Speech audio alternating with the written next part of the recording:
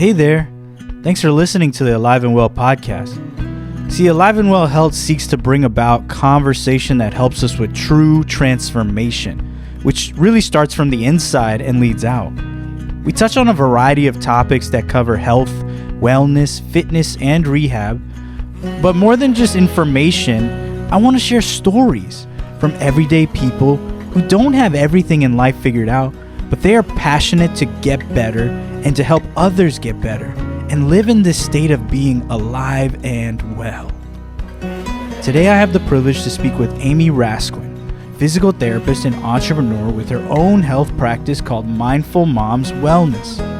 When we eat something that is chemically made, you have no chance of not resisting more of those Snickers, because Doritos are like number one, like a drug. She specializes in helping women optimize their health and lose weight in a holistic approach.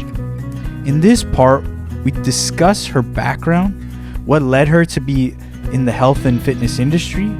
We discuss communication with patients and clients. I ask about her why.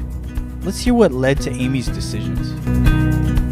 Yeah, young Amy was very family-oriented, sporty, beachy, pools, living the Florida life. When you were growing up, did your family have this mindset of let's stay physically active? Like, was it talked about a lot, or was it just kind of like, hey, we're just going to go out and do things, or was that not even like a thing in your life? Because it sounds like it was, but did your parents kind of talk about it? No, not talked about at all. Just did it. Just had fun. But when I think about my parents being active or exercising or talking about exercise, no, zero, not at all. Like my dad's exercise was doing the yard work, like sweating with a big gallon of water, and just, he loved his plants and taking care of the backyard. It was like his hobby, and it ended up being his exercise. So more of a functional exercise. There's some functional physical therapy wrapped in there.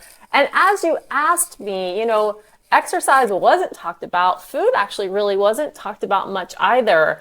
And my memories of food were like, my dad would take us to a buffet, right? Like if we have memories of going to a buffet as a kid, like, you've got the salad bar and you've got the warm area and then you have all the desserts. And, and I just remember like leaving so full, so uncomfortable. And yes, salad was a part of our life. Like my dad, I always remember him making his salads for the work week. Like he was a food prepper back then, like back in the 70s, 80s. But like holidays and getting together with family also revolved so much around food and so much like overeating. So like I remember when I would go to my dad's side of the family, we'd eat all day. We wouldn't do a whole lot. When I was with my mom's side of the family, like we were, there were more kids, so we were playing more, and I don't remember that like overeating, stuffed feeling. So as you're asking me about young Amy, I'm realizing why I got into both physical therapy and the food freedom area. Yeah.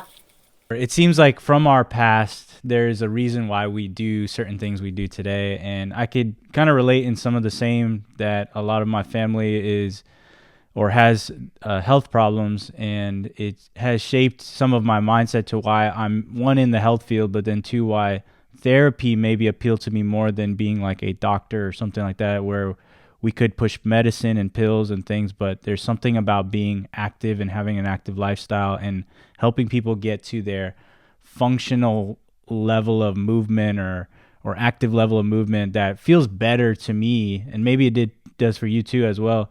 When you could see somebody really move and just have that freedom of independence in their movement, it gives you a different sense of like, I'm really doing something right.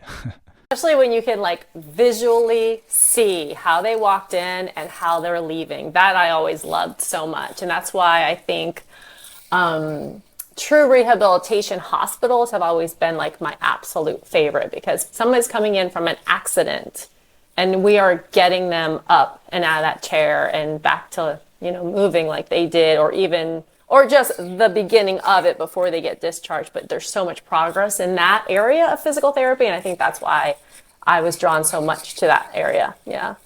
Going into physical therapy, you've been doing it for a while. What kind of transitioned you from full-time physical therapist to now doing more business in helping women with their health and wellness. Like, what was that pivotal point or that career decision that you're like, I need to step into this a little bit more? Yeah, 25 years I've been doing physical therapy. So, I realized how much of it is physical and how much of it is motivation. Like, we're encouraging them and encouraging them. So there's mindset there, right? So we're their motivator, we're their cheerleader, we're physically helping them. And then there's this like all this emotional that goes on with the actual injury and what's happened in their life. So the pivotal moment for me was when I went to a course back in, 2003. And it was the beginning of the world of life coaching for me. And man, did I like attach onto it. Like, I get so excited. I get excited to be a coach. I get excited to learn more coaching tools. I get excited to have a coach. I actually just signed on a coach this morning for 8 weeks. So excited for the journey because it just fuels me. I'm so passionate about what we can the self-discovery and the way we can change our life just through literally the lens we're looking at our life through, how our lives can change. And to bring it back to physical therapy, after I went to that pivotal, first seminar where I met my first life coach and I experienced some of her techniques, when I went back to work that following Monday, I was a different physical therapist that day. Like, I showed up. Wow. Like it was beyond motivational. Now I had mindset tools to help them shift how they were seeing what they were seeing and how they could really progress even that much further. Similar to sports, right? You've got a sports psychologist. Bringing that into the physical therapy I just felt so much more reward from my work with the patients. Communication with people, and specifically with patients, is super important. More and more do I think that our schools, medical school or just healthcare professional programs, should have a whole semester built in on communication skills alone. I asked Amy for some tips on how she effectively speaks with her clients and patients to bring positive change. The first and most important tip is listening. Like, people need to feel heard. And when we're so busy thinking we've got to tell them what to do and how to do it and exactly what order to, like, they just need to express themselves. And when we can listen to them and hold that space for them, so much can happen just from that alone. And that's like the 101 on coaching. The second 102 would be reflect back. So they know they were heard. You were giving them the space to be heard, and then they know they were heard. Like, yes, this person gets me, right? And then third is the opportunity. That's the opportunity to like bring in a new idea, or, they know you heard them. They felt heard by you. They feel connected to you now. They know you get them because you literally just use their words back to them. And now they're all ears. So now, where was something disempowering? Like, let's acknowledge what was empowering about what they said. And then, like, what's disempowering that we could help them to create their own shift? Because it's not about being told what to do when a person can identify what shift they need within themselves and it comes out of their mouth. I mean, this is like, that's more like a coaching 103, right? Like, I just gave you a coaching sequence. So listening is for sure probably the easiest and hardest thing to do, because when you see so many people in a day and you have to listen to, 15 to 20 stories, that you try not to compartmentalize them as all the same. I struggle with this, and I've been trying to get better. Is sometimes you only hear low back pain or this I got neck pain, and then you put them in this box of like, they're in that box of low back pain. When, like you said, listening, acknowledging, and then hearing their story, and then giving them the feedback or the tips, because each person is very much different, and we have to acknowledge that it's not a cookie cutter process. One of the things Amy teaches in her program is that we can have the freedom to eat what we want and still lose weight. Whoa, That's a crazy notion. And I'm a bit of a doubter because a lot of times in the health industry, it's if you don't eat this, this, and this, you're not going to lose weight. We're so hyper focused on details sometimes. But Amy tries to dispel that. And I'm open to hearing this. Let's hear what she has to say. I can eat pasta and pizza and still lose weight. Like, Amy, come on. Let's tell me what do we do? Like, is this real? You know, it is meant to speak to the desire. And the desire is true and it can be true. And I'm living proof that it's true because I do eat what I like. And when the weight was coming off for me, I was just like, wow. You know, I'd look at the scale and I'm like, I used to like write this number down, dream about this number. I'm like less than my high school weight. Like, how is this possible? But it is. Because if you take away that pizza or that pasta and everyone else is having it at your house every Friday night and you want it, if you want it and you're restricting yourself from having it, you will only last so many Fridays before forget it. I'm having it this Friday. And then there's a guilt and then there's a shame and then there's a cycle of eating way too much for way too long. And that right there explains the weight gain, weight loss, weight gain, diet, restriction, weight loss. So what I do is I take you off the hamster wheel and identify like when you shift what you want, that's the key to success. When you shift the foods that you want into healthier foods, and you don't even want the donuts at work, that's when you have long-term success because you're no longer restricting yourself and holding yourself back and fighting this this desire because it's just not there. It's like you literally don't want them. Now, if you do, great, that's your food freedom. And we're gonna make donuts part of your program. But there's a shift that happens and it is truly a transformation. So yes, you can lose weight and not give up the foods that you love. Donuts in my meal plan would be ideal because that's my weakness. But I like what you're saying. One of the quotes I heard you say was giving yourself like a second chance.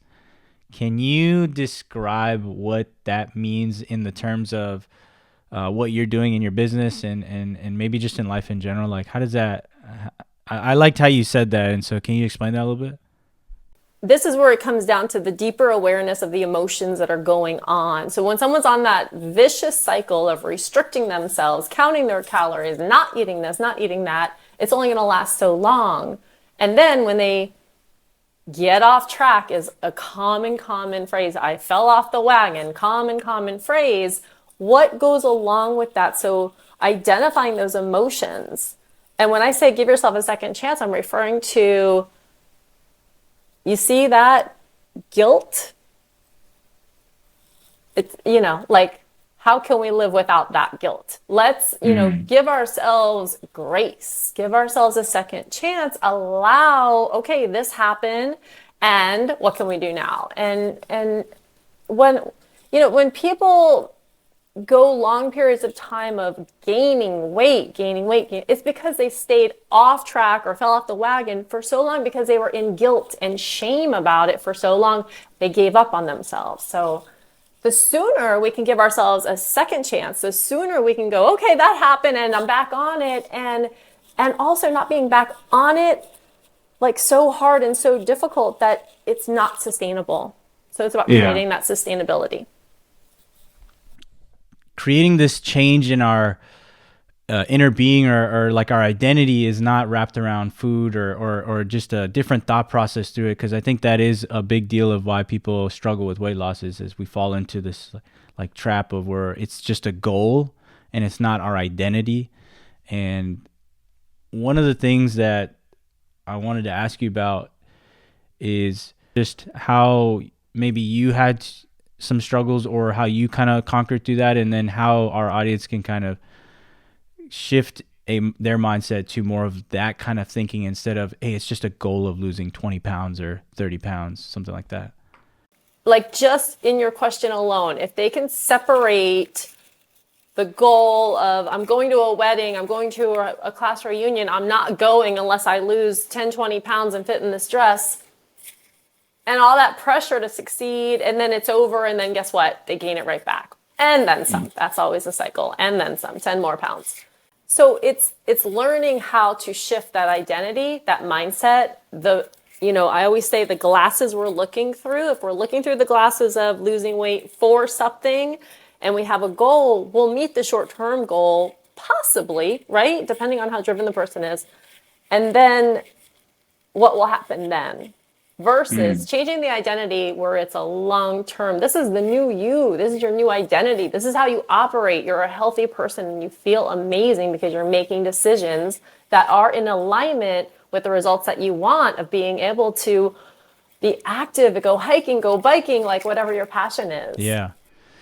It seems that sometimes we overcomplicate things when it comes to like health and wellness, and part of this podcast and talk is to simplify health, nutrition, and just creating that lifestyle change. So what do you think is a good way?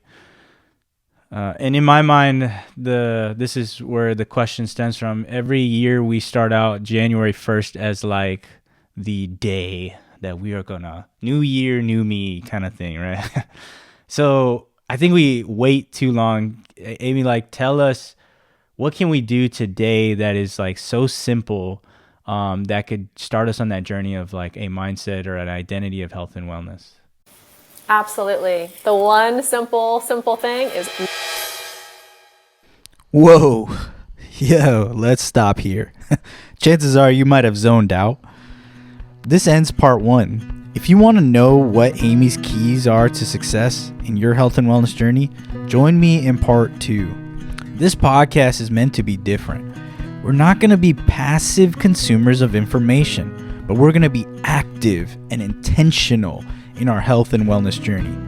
That means some days will be great and some days are going to suck. But be encouraged that you are making an effort every day. The question I want you guys to think about is, what's your identity? We have to have an identity shaped in us, down to our deepest self, down to our soul, that health and wellness matters and it's not just a goal. Then despite the ups and downs, you won't toss and turn like a boat in a storm, but be steadfast and strong. One thing I want us to think about before starting part 2 is, what's that identity in? Is your identity wrapped in some notion that you have to look a certain way because social media portrays that? Is it based on what your friends or family says? With Thanksgiving coming up around the corner, family will have plenty of opinions about our life, weight, choices.